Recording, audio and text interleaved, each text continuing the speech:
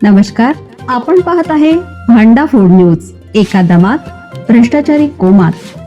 Social media, कर्जबाजारी, गुन्हेगारी, सट्टेबाजी, चोरी, मटका, जुगार, दारू, सावकारशाही, न्यायाच्या प्रतीक्षेत प्रशासन.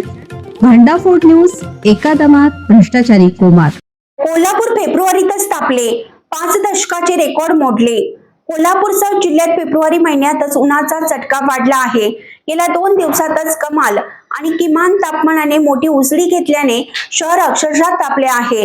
विशेष म्हणजे रविवारची रात्र गेल्या 5 दशकातील सर्वाधिक उष्ण रात्र ठरली आहे. भारतीय हवामानशास्त्र विभाग यांच्या अहवालानुसार 22 फेब्रुवारी रोजी 23.3 अंश सेल्सिअस इतक्या किमान तापमानाची नोंद झाली असून 1969 नंतरचा विक्रम मोडीत निघाला आहे. गेल्या 2 दिवसापासून कोल्हापुरात उष्णतेची लाट जाणवत आहे.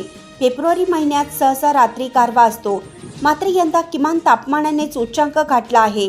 22 फेब्रुवारी रोजी तब्बल 23.3 अंश सेल्सिअस किमान तापमानाची नोंद झाली आहे.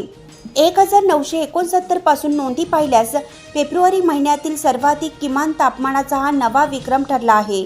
यापूर्वी 29 फेब्रुवारी 2016 रोजी 23.2 अंशाची नोंद झाली होती.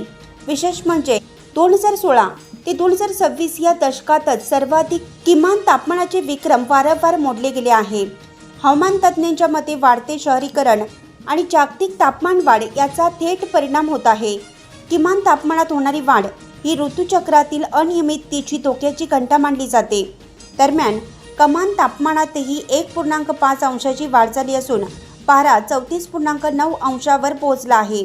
दिवसभर ढगाळ वातावरण असूनही उन्हाचा तडाखा कायम आहे.